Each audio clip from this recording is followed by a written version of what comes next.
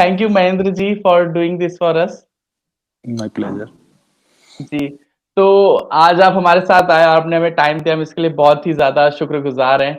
और मैं इस बात की जो आपसे कन्वर्सेशन हम करने जा रहे हैं, उस बात से शुरू करूँगा जो मैं ज़्यादातर सबसे पूछता हूँ। और वो मैं इसलिए पूछता हूँ ताकि जो भी हमारे दर्शक हैं, जो भी इस वीडियो को देख रहे हैं, उसके मन में ये ना है कि अगर वो सोचता है कि जैसे आप इतनी बड़ी पोज़ीशन पे हो, तो लोगों के मन में शुरुआत से ही आ जाता है कि बचपन से ही बहुत ही इनकी लाइफ़ बहुत ही अलग होगी, हमारे जैसे नहीं होंगे ये, तब और इसीलिए आज इस जगह पे पहुँचे। पर मैं बताना चाहता हूँ कि जो आप हैं जैसे कि, तो आप भी कभी हमारी तरह हुआ करते थे बचपन में, वैसे जैसे हरकतें हम करते हैं वैसी हरकतें आप लोगों ने भी की है। तो इसलिए मैं जानना चाहता हूँ सबसे पहले कि आप कहाँ से हैं और आपका बचपन कैसा बीता? हाँ जी, तो मैं बीकानेर, मेरा जन्म तो राजस्थान में बांसवाड़ा में हुआ, बट जी, जो जी। अर्ली चाइल्डहुड की मेमोरीज हैं वो बीकानेर से हैं। हुँ, तो ज़्यादातर बचपन बीकानेर में बीता है। हमारे हुँ, पिताजी गवर्नमेंट सर्वेंट थे जी, और ऑनेस्ट गवर्नमेंट सर्वेंट थे, तो we had gone through pretty tough time. जी, एज जी, इन जी। हाँ। हम लोग चार भाई बहन थे, तो for the basic basic amenities there used to be बहुत स्ट्रगल होता था। तो हुँ, हुँ, हुँ। रफली आई गिव एन एग्जांपल कि हम हमें कॉलेज में भी, बचपन में तो कोई जेब खर्च नहीं मिलता था, बट कॉलेज में भी 800 रुपये महीना मिलता था। उसमें 500 ₹550 मैस में जाता था। ओह! और क्योंकि मैं जिम वगैरह काफी करता था, तो 150-200 जी, रुपये जी। मेरा जूस का बजट होता था। तो इतना ही टोटल बजट में पूरी एजुकेशन निकली है। हुँ, हुँ, तो हुँ। और बीकानेर स्मॉल टाउन है। जी, क्लास 12 तक तो हमें ये पता भी नहीं था क्या आईआईटी होता है। जी, तो जी, जी। क्लास 12 के बाद हमारे एक फ्रेंड ने बोला कि एक नेशनल लेवल का एग्जाम होता है, जेई, वो देगा। हुँ, तो हुँ, हम हुँ। लोग मजाक करने लगे कि हम भी देंगे, हम भी देंगे। एंड हुँ। बीकानेर में से उस समय आईआईटी में सालाना एक या दो ही बंदे जाते थे। कुछ कुछ साल में कोई भी नहीं जाता था। अच्छा, अच्छा। हुँ, हुँ, हुँ। तो इनके जो बेस्ट टीचर बीकानेर में पढ़ाता था, उसका कमेंट होता था कि जो आईआईटी की तैयारी करते हैं वो बेवकूफ होते हैं। हुँ। एंड दूसरा दूसरा चीज कि उस समय ड्रॉप करके किया था तैयारी, तो हुँ, हुँ। कॉलेज भी जाते थे और ये भी करते थे। तो बोलता था कि ये तो हो ही नहीं सकता बेसिकली, कि मतलब वो बोलता ये दूसरी बेवकूफी है जो तुम कर रहे हो। हाँ। या तो कॉलेज मत जाओ, कॉलेज जा रहे हो तो तैयारी मत करो। पर ठीक है, जिनकी जो भी इंसिडेंटली हो गया, और इस तरह हम आईआईटी पहुंच गए किसी तरह। जी। और ऐसा नहीं कि बचपन में ऐसा कोई बहुत वो था कि हुँ, हुँ। तो पता, मतलब लाइक आई ऑलरेडी टोल्ड कि 12th क्लास तक तो पता भी नहीं था कि जेई क्या होता है। हुँ, तो हुँ। ऐसा बचपन रहा। और जी। तो आप आईआईटी कौन से सन में आप गए थे? मतलब कि किस सन में हाँ, आपने हम जॉइन किया वहाँ पे? 92 में गए थे ना आईआईटी, और 96 में हुँ। पास आउट हुआ। हाँ। जी, तो ये आईआईटी कानपुर की बात है, जब आप हाँ आईआईटी जी, गए। हाँ जी, हाँ, हाँ जी, हाँ। और उस समय आईआईटी का माहौल क्या था? मतलब कि क्या-क्या चीज़ें नई हो रही थी? वहाँ पे पहुँच के क्या लगा? जैसे आपने बताया कि 1-2 बच्चे कभी-कभी जाते थे, कभी जाते ही नहीं थे और उनको 12वीं तक हाँ, पता ही नहीं था। तो क्या वो हाँ, कल्चरल तो डिफरेंस आया आईआईटी पहुँच के? नहीं, बहुत ज्यादा नहीं, क्योंकि ज्यादातर स्टूडेंट साथ वाले हमारे ही जैसे थे, जो हुँ, छोटे हुँ। टाउन से ही आए थे। और जी, जी, जी। हुँ, हुँ। तो कल्चरली तो बहुत ज्यादा डिफरेंस नहीं आया, पर हाँ, ये जरूर समझ में आया कि घुसना ही मुश्किल है, उसके बाद निकल सब जाते हैं। नहीं, नहीं, वहां से नहीं निकलने के लिए एक्सट्रीम टैलेंट चाहिए। जी, जी। तो अच्छा, एक चीज़ और मेरे दिमाग में हमेशा आती है कि एक तो ज़्यादातर हमने जो भी इंटरव्यू लिए हैं इस चैनल पे, तो आप देखे होंगे कि उसमें जितने भी सीईओ वगैरह हैं, तो वो सब आईआईटी के ही हैं। मतलब उन्होंने कहीं न कहीं अपनी ज़िंदगी में वो एक बार वो आईआईटी में पढ़े हैं।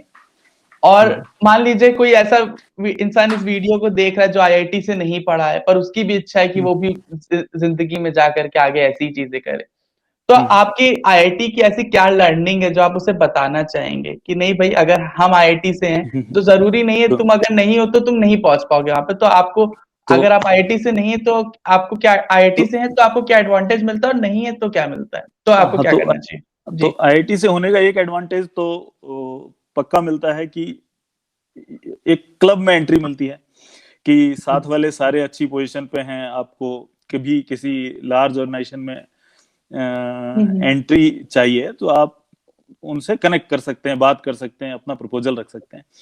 पर ये जरूर है कि उसका कोई बहुत ही मेजर एडवांटेज मैं नहीं बोलूंगा कि, परंतु इतना जरूर है कि मैं अपने भी सारे कलीग को यही बोलता हूं कि लाइफ में एक लेवल पार करना है तो 3-4 साल तो घिसना ही पड़ता है, बहुत घिसना पड़ता है। जी तो जी। इसका मैं एक बहुत ही क्लासिक एग्जांपल देता हूं कि जब मैंने पहली कंपनी शुरू की थी 2003 में, वो स्टाफिंग में थी। हम्म। और स्टाफिंग में हम भी बहुत मेहनत करते थे, और साथ के कुछ कलीग थे जो भी बहुत मेहनत करते थे। तो और उनमें से कुछ अपनी अपनी कंपनियां चला रहे हैं, सक्सेसफुल कंपनियां चला रहे हैं। आई मीन और ऐसा नहीं कि वो एजुकेशनली बहुत अच्छे बैकग्राउंड से थे। तो एक तो हमारा कलीग जो होता था, जो बीएससी सेकेंड डिवीजन टाइप पास था, ही वो अभी एक 200-300 लोगों की कंपनी चला रहा है, अच्छा खासा 25-30 करोड़ टाइप का रेवेन्यू है। तो जो कि in terms it is very successful. तो आई विल से कि बेंगलोर में एक मेन रिक्रूटमेंट कंपनी है। एक और कलीग था, वो तो और भी खराब एजुकेशनल बैकग्राउंड से था, उसका तो 10वीं भी पास नहीं हुआ था। बट देन जब वो हमारे पास आया तो उसने बहुत मेहनत की है, बहुत मेहनत की, ऐसे कि मतलब सुबह लगते थे, रात में 2-3 बजे तक काम करते थे। तो वो 2-3 साल का ये हुआ कि वो भी अपनी कंपनी चला रहा है दिल्ली में। उसके पास भी 70-80 लोग हैं, अच्छी सक्सेसफुल कंपनी चला रहा है। एक और मेरा बहुत क्लासिक एग्जांपल, एक हमारे पास ड्राइवर आया था। वो ड्राइवर बहुत ही बुरी स्थिति से आया था। तो उसने कुछ दिन ड्राइविंग की और ड्राइविंग नहीं कर पाया। तो हमारी कंपनी में हम क्या कोशिश करते हैं कि एक बार कोई आ गया तो उसे निकाले नहीं। तो बेसिकली वो ड्राइविंग में एक्सपर्ट नहीं था, पर क्योंकि फैमिली कंडीशन अच्छी नहीं थी तो वो ड्राइविंग करने आ गया। तो उसने 1-2 बार कार इधर उधर टच कर दी, तो हमने कहा भाई अब ड्राइविंग तो तू नहीं कर सकता, बता क्या करेगा। तो उसने कहा कि कुछ भी कर लूंगा। तो हमने कुछ भी कर लेगा, तो उसको रिक्रूटमेंट में डाटा एंट्री या इनिशियल कॉलिंग टाइप के लिए शुरू में लगाया। उसने भी बहुत मेहनत की। इनकी वही वही स्टोरी के शुरू के 2 साल 9 बजे शुरू होना और रात में 1-2 बजे काम खत्म करना। तो 2 साल बाद वो टॉप रिक्रूटर था वो कंपनी में। और आज भी मतलब, दो उसने एंटरप्रेन्योरशिप नहीं ट्राई की, बट वो अपने फील्ड में he is very very successful. तो ऐसा नहीं है कि अगर अर्ली स्टेज में आपने कोई अच्छे कॉलेज में, मतलब आई वुड नॉट से ओनली आईआईटी एनआईटी या आईएम में एंट्री आपको एक अर्ली सक्सेस में हेल्प करती है। पर ऐसा नहीं है कि जब जागो तभी सवेरा। तो पर इतना जरूर है कि कुछ साल बहुत मेहनत करनी पड़ती है आपको एक लेवल से दूसरे लेवल पे जंप करने के लिए। जी जी। तो मतलब वही वाली आप वाली बात, जैसे आप अभी आप बोल रहे थे कि घिसना तो पड़ता ही है, वो हाँ, आपने चाहे शुरू में घिस लिया चाहे आपने हाँ, बाद में हाँ, घिस लिया, हाँ, मतलब कुछ लोग वो 10th घिस लेते हैं। कुछ अगर हाँ। आपने उस समय मिस कर दिया तो ऐसा नहीं कि ट्रेन छूट गई। आप हम्म। ये मान के चलें कि 3-4 साल आपको हम्म। घिसना पड़ेगा एक हाँ, लेवल जंप के लिए। मतलब मेहनत तो करनी है, उसका कोई हाँ, सब्स्टिट्यूट नहीं है, वो हाँ, चाहे उसका पहले कोई कर लो बाद सब्स्टिट्यूट में नहीं। कर लो, करना तो हाँ, हाँ, पड़ेगा ही। हाँ, हाँ जी, हाँ। जी जी जी। अच्छा अच्छा, एक चीज और, तो जैसे आपने अभी बताया कि आप 1992 से 96 तक आप कानपुर में थे, आईआईटी कानपुर में थे, और फिर 2003 में आपने जो है वो पहली रिक्रूटमेंट कंपनी। स्टाफिंग की ये कंपनी शुरू की, पहली कंपनी शुरू की अपनी। तो ये जो बीच के 7 साल थे, तो आईआईटी के बाद के जो आपके 7 साल थे वो सफर क्या था? वहां पे आपने क्या किया? उस दौरान आप क्या कर रहे थे? वो एज ए सॉफ्टवेयर इंजीनियर 2-3 कंपनियों में काम किया, उनमें से सारी प्रोडक्ट कंपनियां थी और लास्ट कंपनी एक स्टार्टअप थी। और हम्म। स्टार्टअप में काम करने का ये फायदा होता है कि आप पूरे फंक्शंस को बहुत क्लोजली देखते हो। छोटी छोटी ऑर्गेनाइजेशन होती है, आप सब कुछ आपको विजिबल होता है। जी एंड जी जी। एंड वो डे टू डे सर्वाइवल की आदत पड़ जाती है। तो वो अगर फ्यूचर में एंटरप्रेन्योरशिप करनी है तो स्टार्टअप में कुछ साल काम करना शायद बहुत जरूरी होता है, क्योंकि जी। वो जैसे लास्ट हमारी उसको यूनिमोबाइल करके कंपनी थी, जो पहली कंपनी थी जो दुनिया भर में हम्म मैसेज भेज सकती थी। तो दो बाद में उसको एक्वायर कर लिया था, बट जब तक एक्वायर नहीं हुआ था तो बहुत टाइम तक ऐसा होता था कि अगले 2 महीने चलेगी कि नहीं चलेगी। तो जब वो फेज आती है तो वो बेसिकली आपको अनसर्टेनिटी को हैंडल करने के लिए प्रिपेयर कर देती है। तो हम्म। वो एक बहुत इंपॉर्टेंट रीजन है कि स्टार्टअप में कुछ साल मेहनत करना लॉन्ग रन में काफी, मुझे लगता है काफी बेनिफिट करता है। ऑफ कोर्स बड़ी कंपनी में भी होना चाहिए। बड़ी कंपनी मतलब बिफोर एंटरप्रेन्योरशिप एक combination of both helps a lot. बड़ी कंपनियां आपको एक नेटवर्क देती हैं, जो नेटवर्क आपको फ्यूचर में हम्म। मार्केट एंट्री के लिए नेसेसरी होता है। जी जी जी। तो जैसे ये हुआ अभी, जब 2002 या 2003 का समय आया तो आपके दिमाग में क्या चल रहा था? अब क्या मोटिवेशन था कि स्टार्टअप में काम करने किया आपने, तो दिमाग में क्या है कि नहीं भाई अब तो हो गया, अब जो होगा वो अब मेरी तरफ से होगा, मतलब अब अपना रास्ता चुनना है, एंटरप्रेन्योरशिप में जाना है, स्टार्टअप खड़े करने हैं? हाँ, एक तो ये है कि हमेशा से कंपनी चलाने का वो तो था ही। मतलब इवन जस्ट कॉलेज के बाद भी मैंने एक कोशिश की थी समहाउ वो मतलब प्लानिंग ही की थी, और बीच में हम्म भी कंटिन्यूअस प्लानिंग करते रहते थे। तो जी। ये तो था कि खुद की कंपनी चलाएंगे और हम्म। कुछ सोसाइटी में वैल्यू एडिशन करेंगे। तो जी। वो सफर 2003 से शुरू हुआ। और अभी तक तो चल रहा है, देखते हैं कब तक चलेगा। जी, जी। तो मैं अभी आपके ये जो 2003 का जो सफ़र है और अभी तक जो चल रहा है उस पे जानना चाहता हूँ। पर उसके पहले मैं फिर से एक टिप वापस से आपकी एडवाइस प्लग इन करना चाहता हूँ, कि अगर मान लीजिए जैसे कि कोई है अभी और उसको स्टार्टअप में जाना है, उसको एंटरप्रेन्योरशिप करनी है, खुद की कंपनी चलाना चाह रहा है, पर उसके पास सोर्सेज़ नहीं है, उसको आइडिया नहीं है, कुछ करना चाह रहा है, तो आप आपको उसको क्या कोई राय देना चाहते हैं अपनी तरफ से तो क्या देना चाहेंगे? कि कैसे वो इस फील्ड में घुसे, क्या करे, किस फील्ड में घुसे, कैसे क्या करे? तो दो एक टाइम में ये काफी मुश्किल काम था, पर आजकल तो बहुत सारे एंजल इन्वेस्टर हैं, बहुत सारे इंक्यूबेशन हैं, बहुत सारे वीसी हैं। हुँ। तो जी, जी, आपको जी। राइट आइडिया है, राइट काम कर रहे हैं, और आपको उन अपने नेटवर्क में लोगों को कन्विंस कर सकते हैं कि हुँ। ये चल सकता है, ये बड़ा हो सकता है। तो बहुत सारे सपोर्ट सिस्टम है। इवन हम भी एक इंक्यूबेशन भी चलाते हैं। जी, जी, जी, जी। तो अगर आपका हुँ, आइडिया है, आपके पास टीम टीम है, जो जो आइडिया और टीम के कॉम्बिनेशन से आप ये कन्विंस कर सकते हैं कि आप इसको हुँ। सक्सेसफुल बना देंगे, तो आजकल बहुत सारे ऑप्शन हैं। मतलब एक जमाने में हमारे देश में ऐसे समझा जाता था कि स्टार्टअप में फेल हो गया तो अब अब ये लाइफ में फेलियर है, ये कुछ नहीं कर सकता, और उसको नेक्स्ट हुँ, जॉब में हुँ। भी थोड़ा दिक्कत होता था। दिक्कत होती थी, नुकसान होता था। परंतु हुँ, आजकल तो आपने स्टार्टअप किया और आप फेल हो गए तो नेक्स्ट जॉब में उसको एज ए बेनिफिट माना जाता है कि भाई आपने इतनी चीजें करके तो देख ली हैं, तो इतनी चीजें आप फेल भले ही हो गए, बट अब आप एक्सपीरियंस हो, अब you are more capable to make it successful. तो हाँ, अब वो फेलियर को भी रेस्पेक्ट से देखा जाता है। तो जिसको भी करना है करना चाहिए। कम से कम ये तो पता है कि फेल कैसे हो सकते हैं। भले ये ना पता हो कि पास कैसे हो, फेल होने हाँ, के हाँ, हाँ, तरीके तो हाँ, पता ही है। जी, right, right. But even even failure भी बहुत सारी चीजें सिखाती है इनकी। जी, जी। तो आप आपने जब शुरू किया था तो आपको ऐसी क्या दिक्कतें आई? जैसे आपने बोला ना कि पहले बहुत ही दिक्कत रहती थी, अभी उतनी नहीं रहती है। तो आपको ऐसा कुछ हाँ दिक्कत का एक सामना तो करना पड़ा या नहीं? हाँ, एक तो कैश की तो हमेशा ही रहती है, एज इन की कैश फ्लो की मेहनत तो आपने आज कर दी, उसका रिजल्ट तो 6 महीने बाद ही आएगा। तो जी। अर्ली स्टेज में जब हम तो एकदम ही बूट स्ट्रैप थे बिना किसी फंडिंग के। तो ओके। हम्म। तो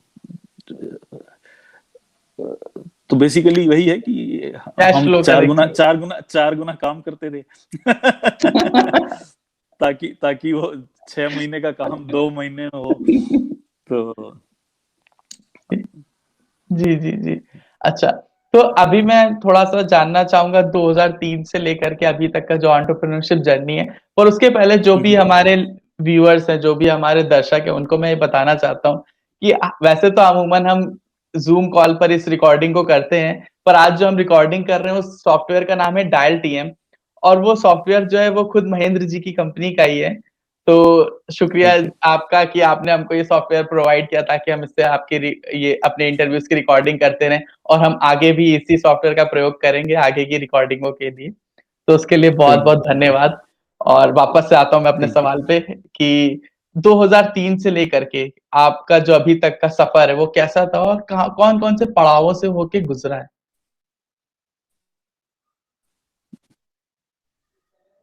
थी इंटरेस्टिंग। पहले like I told you, staffing हमने की 5-6 साल की, बहुत सक्सेसफुल की। काफी इंटरेस्टिंग सफर रहा। पाँच जी, छह साल जी। हमने रिक्रूटमेंट किया, हम हुँ, स्टाफिंग में बेंगलोर की टॉप फर्म थे उस समय। फिर जी, मुझे लगा जी। कि मुझे कुछ और करना चाहिए, तो मैंने एग्रीकल्चर और कंस्ट्रक्शन में ट्राई किया। हुँ, हुँ। पर उसमें इतनी सफलता नहीं मिली, क्योंकि शायद एसी में बैठ के काम करने की आदत पड़ गई थी फील्ड की इतनी आदत नहीं बची थी। पर वो हुँ, हुँ। कल्चरल मिसमैच भी हो सकता है, पर जो भी जी, जी। बहरहाल जो भी रहा, उसमें हुँ, इतनी हुँ। सफलता नहीं मिली। तो फिर हमने 2010 से फिर एक आउटसोर्सिंग का काम शुरू किया, जो कि हुँ, हुँ। अगेन वो भी बूट स्ट्रैप से शुरू किया, और 2017 तक हमने काफी सक्सेसफुली किया। जीरो से हम 450 लोगों तक की स्ट्रेंथ पे काम कर रहे थे। तो समवेयर जी, अगेन जी। इन बिटवीन बिटवीन मुझे लगा कि प्रोडक्ट बनाना चाहिए। तो हमने हुँ, हुँ। 2013 के एंड या 14 के स्टार्ट में एक टीम को लेके प्रोडक्ट बनाना शुरू किए। हुँ, हुँ। सैस प्रोडक्ट बना रहे थे। तो उसमें हमने आज की डेट में हमारे पास 5-6 सैस प्रोडक्ट्स हैं, जी, जी। जिनमें मैं मुख्यतः दो लाइन में करूंगा। एक तो ऑटोमेशन एंड ऑप्टिमाइजेशन ऑफ हुँ, हुँ। Moving assets. तो उसमें बेसिकली किसी के पास बहुत सारे व्हीकल हैं, तो उनको वो इजीली मैनेज कर सकता है, उनको प्लान कर सकता है। फ्यूल चोरी के अलर्ट आ जाते हैं। तो इस तरह की छोटी मोटी चीजें ओह! जो उसको डे टू डे ऑपरेशन हुँ, में काफी बेनिफिट करेंगी, उस तरह के हैं।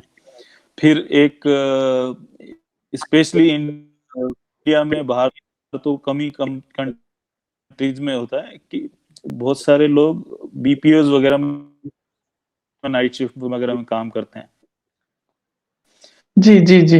हुँ। तो कंपनी जिनके पास लार्ज वर्कफोर्स होती है, वो ट्रांसपोर्ट प्रोवाइड करते हैं, उसको मैनेज कंप्लीटली हुँ। ऑटोमेट कर देते हैं। कुछ उसको डिटेल में समझाऊं तो एक एक लेटेस्ट से कि 8 बजे 2000 लोग एक साथ बाहर निकलते हैं। वो हुँ, उनको आठ हुँ। 700 कारों में बैठा के अलग अलग लोकेशन पे भेजना होता है। तो हुँ। कुछ टाइम पहले तक, जब तक सॉफ्टवेयर का सपोर्ट नहीं था, तो इसमें 15-20 लोग मिलके पेपर पे उसका प्लान बनाते थे, पर्चियां बना के ड्राइवर को देते थे, एम्प्लॉय को देते थे। तो हुँ, हुँ। उसमें बहुत ही तनावपूर्ण माहौल हो जाता था कि एम्प्लॉय जी, चिल्लाते जी। थे कि भाई मेरी गाड़ी कहाँ है, ड्राइवर चिल्लाते थे मैं कब से वेट कर रहा हूँ। तो मैंने एम्प्लॉय ट्रांसपोर्ट का बताया। उसके अलावा एक है कि किसी कंपनी के बहुत सारे लोग फील्ड में हैं, हुँ, तो हुँ। जैसे कि सेल्स के बंदे होते हैं, फील्ड में होते हैं, उनके काम को मॉनिटर करना बहुत मुश्किल काम होता है। जी, जी, जी। हुँ, हुँ। तो सेल्स के हों चाहे सपोर्ट के हों, कोई इंस्टॉलेशन करने जाएं, तो उसमें हुँ, हुँ। दोनों दोनों पार्टीज को बहुत मुश्किल होती है। तो सेल्स के बंदों में मैनेजर को पता नहीं होता बंदा कहाँ है। उसके अलावा कंपनी उनको बोलती है कि तुम जितने किलोमीटर चलोगे उस हिसाब से तुमको रिम्बर्समेंट होगा। इसको कैलकुलेट करना अपने आप में बहुत बड़ा काम होता है। और उस जी जब वो कैलकुलेट करके देते हैं तो उसमें एक कॉन्फ्लिक्ट भी होता है कि एम्प्लॉय बोलता है मैं एक्स किलोमीटर चला, बट कंपनी बोलती है कि वाई किलोमीटर चले। तो जब जी हमारी एप्लीकेशन होते हैं उसमें ये सारी चीजें ऑटोमेट हो जाती हैं। तो हम्म हमारी एप्लीकेशन को एग्जैक्टली पता होता है कि ये पर्सन मंथ में 200 किलोमीटर चला, 500 किलोमीटर चला, दिन में 15 किलोमीटर चला। उस हिसाब से हम ये सारी कैलकुलेशन अपने आप करके उनके पेरोल में ऐड कर देते हैं।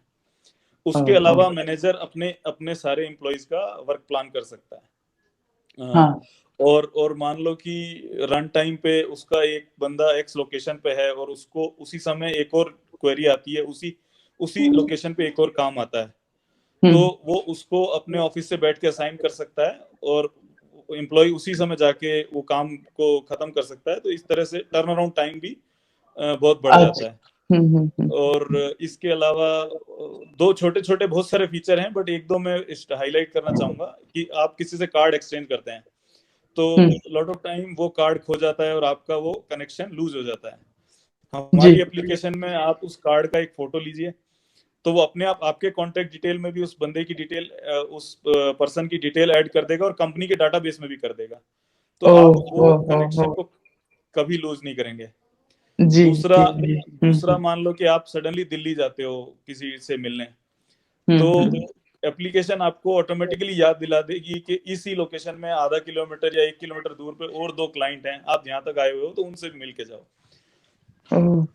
उसके ओके अलावा एक एक रिपोर्टिंग बहुत मुश्किल होती है। पहले क्या होता था कि सेल्स पर्सन को ऑफिस, सेल्स या सपोर्ट पर्सन को वापस ऑफिस जाना पड़ता था, अपडेट रिपोर्ट अपडेट करके फिर घर जाता था, इसमें बहुत टाइम भी लगता था। हमारी एप्लीकेशन में हमने दो ऑप्शन दिए हैं। एक तो कोई भी काम आप कर रहे हो उसके लिए एक फॉर्म होगा, आप उसी समय उस फॉर्म को फिल कर सकते हो और उसमें उस फॉर्म में आप नाम, number, date, audio, video, document सब कुछ अटैच कर सकते हो। तो एक और उस फॉर्म को हम हमेशा लोकेशन और टाइम के साथ स्टोर करते हैं, तो इसको कंपनी को बाद में कुछ एनालाइज करना हो, बाद में कुछ चेक करना हो तो हमेशा कर सकते हैं। जी जी दूसरा दूसरा एक इजी है, जब कोई भी मीटिंग हो उसकी रिपोर्ट आपको सबमिट करनी है तो रिपोर्ट आप बोल के वॉइस से सबमिट कर सकते हैं और एप्लीकेशन उसको ऑटोमेटिकली टेक्स्ट में कन्वर्ट करके आपके मैनेजर को इमीडिएटली सबमिट कर देगी। तो एक तो जो रिपोर्ट भरना जो सबको बहुत ही मुश्किल काम लगता है वो इससे बहुत इजी हो गया और उसमें जी टाइम भी जी बहुत कम लगता है। तो ये तरह की एप्लीकेशन हमारी प्री कोविड डे में बहुत अच्छा कर रही थी। तो व्हेन कोविड हिट सारा ट्रांसपोर्ट रुक गया, लोगों को वर्क फ्रॉम होम करना पड़ा, तो ये हाँ तीनों एप्लीकेशन बेसिकली ओह, एकदम सब लोगों को बंद करनी पड़ी। कोरोना के तो रडार में आ गई। कोरोना के रडार में आ गए एग्जैक्टली। तो जी फिर हमारे जो फील्ड फोर्स वाली एप्लीकेशन है उसमें कम्युनिकेशन एक मॉड्यूल था कि आप मैनेजर अपने लोगों से बात कर सके। तो फिर हमने उस मॉड्यूल को लेके कोरोना से फाइट करने के लिए वीडियो कॉन्फ्रेंसिंग पे काफी R&D की। तो उसके आउटपुट में हमने ये टूल बनाया जिसपे हम बात कर रहे हैं। जी जी जी ये वीडियो कॉन्फ्रेंसिंग हैंडल करता है। सेम वे हम video, webinar, event manage, online event management वो सब भी हैंडल करते हैं। उसके अलावा हमने बैंक को, इंश्योरेंस कंपनी और फिनटेक कंपनी के लिए एक प्रोडक्ट बनाया जो वीडियो केवाईसी और डिजिटल ऑनबोर्डिंग के लिए है। तो लास्ट ईयर आरबीआई और IRDAI ने बैंक्स और इंश्योरेंस कंपनी को ऑनलाइन वेरिफिकेशन का परमिशन दे दिया था। तो जी अपन हमने सेम एप्लीकेशन को यूज करके एक एप्लीकेशन बनाई जो आरबीआई और IRDAI के सारे रूल्स को फॉलो करती है, जी जी कंप्लायंट है। तो एक एक वो है। सेम वे फिर हमने शॉपर्स के लिए एक वीडियो शॉपिंग एक्सपीरियंस क्रिएट कर दिया। तो इस वाह तरह वाह ये पांच छह प्रोडक्ट बेच रहे हैं और स्टार्टअप्स की बहुत इंटरेस्टिंग जर्नी में है। जी मतलब कि अब घर से नहीं निकल सकते तो कोई दिक्कत नहीं है, हम हैं तुम्हारे लिए। आपको ऑनलाइन हाँ शॉपिंग भी करा देंगे कि आपको ऐसा न लगे कि आप जा नहीं पाए हैं, कि आपको स्क्रॉल हाँ नहीं करना है, सामने से देखिए, बात करिए, घर में बैठ के सब काम करिए। हाँ हाँ, बैंक अकाउंट भी खोल लीजिए और बैंक ऑफिस अकाउंट भी मीटिंग भी खोल लीजिए, करिए। हाँ, हाँ। मतलब ये आपको ये ऑफिस नहीं करना है मीटिंग, कि मास्क पहन के पासबुक लेके जाना पड़े कहीं। राइट राइट राइट, जी, जी, इंश्योरेंस जी। भी कर लीजिए। जी, जी, जी, जी, जी। तो काफ़ी अच्छा लगा सुन के पूरे इस जर्नी को के बारे में, और ख़ास तौर से सबसे अच्छी बात मुझे ये लगी कि कोरोना हिट किया, आपने बताया कि आपके इतने अच्छे-अच्छे प्रोडक्ट चल रहे थे, और मेरे दिमाग में लगातार ये बात थी कि लेकिन ये सब चीज़ें तो मतलब पोस्ट कोविड वर्ल्ड के पहले की थी ना। और मैं सोच राइट में राइट, मेरा आपसे सवाल ही होने वाला था ये, कि अभी जैसे मान लीजिए अब कोविड आ गया तो क्या होगा? तुरंत ही मुझे आपने बताया कि नहीं, उस हिसाब से भी आपने आपकी कंपनी ने अडॉप्ट किया और तुरंत ही नए फीचर्स लाए, जो कि अब और भी ज़्यादा बेहतर ढंग से मुझे लगता है चल ही रहे होंगे। जी। राइट। जब एक चीज हम हमेशा ध्यान रखने की कोशिश करते हैं कि भाई, जब तक पॉसिबल हो हम किसी को फायर नहीं करें। तो जहाँ हाँ, बड़ी हाँ, बड़ी हाँ। कंपनियों ने, जिनके पास बहुत कैश बफर भी था, उन्होंने इमीडिएटली फायर कर दिया, हमने फायर नहीं किया किसी को। अच्छा, इस और कोविड कोविड में उसी पूरे का, में। हाँ उसका फायदा भी ये हुआ कि हम इस तरह के प्रोडक्ट बहुत जल्दी बना के मार्केट में ला पाए। तो मुझे भी खुद भी ऐसा लगता है कि कंपनी जो चलती है वो असलियत में अपने एम्प्लॉइज की वजह से चलती है, और जब पूरी बिल्कुल टीम साथ में बिल्कुल, रहती है तो एक अलग स्ट्रेंथ रहती है। बिल्कुल बिल्कुल सही कहा। मैं भी हमेशा अपनी टीम को बोलता हूँ कि भाई, ये हुँ, कंपनी मेरी नहीं, तुम्हारी ज्यादा है। हुँ, मैं हुँ। मैं तो फिर भी फील्ड में रहता हूँ। मैं तो जी, जी। ऑफिस में एवरेज 3 घंटे रहता हूँ।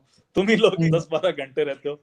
और इसको वो करते हुए, मतलब कंपनी की 40% हिस्सेदारी टीम के पास ही है, जो दिन रात एक करके काम करते हैं। वाह, वाह, जो वाह! इंडस्ट्री से बहुत ज्यादा है। इंडस्ट्री में जनरली 8-10% होता है ईसॉप हुँ, ऑप्शन। तो हुँ, हुँ, हुँ। उससे हमने काफी हाई रखी है। ये तो बहुत ही ज़्यादा अच्छी चीज़ है, क्योंकि यही तो एक वजह है जो कि आपको आपकी एक कंपनी और एक धंधे में अंतर करता है, कि आपकी कंपनी और एक जो धंधा लोग चला रहे हैं ना, उसमें क्या अंतर है, वो यही चीज़ें रहती हैं जो कि उसको डिफरेंस को क्रिएट करती है और बताती है कि हाँ भाई ये डिफरेंस है। राइट, हाँ, कोशिश हमारी भी वही है। तो आपने एकदम सही कहा कि कंपनी एम्प्लॉयज की ही ज्यादा होती जी, जी, जी, जी, जी।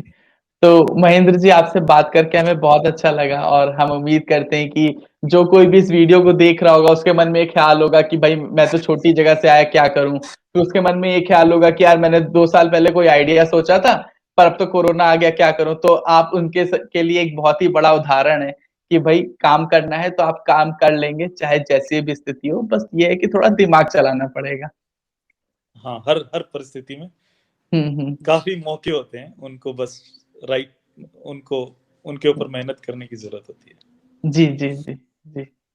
तो आपका धन्यवाद कि आप आए यहाँ पे, बहुत बहुत शुक्रिया आपका। धन्यवाद आपका भी, इस प्लेटफॉर्म पे मुझे बात करने का मौका दिया। जी, जी, जी, जी, धन्यवाद।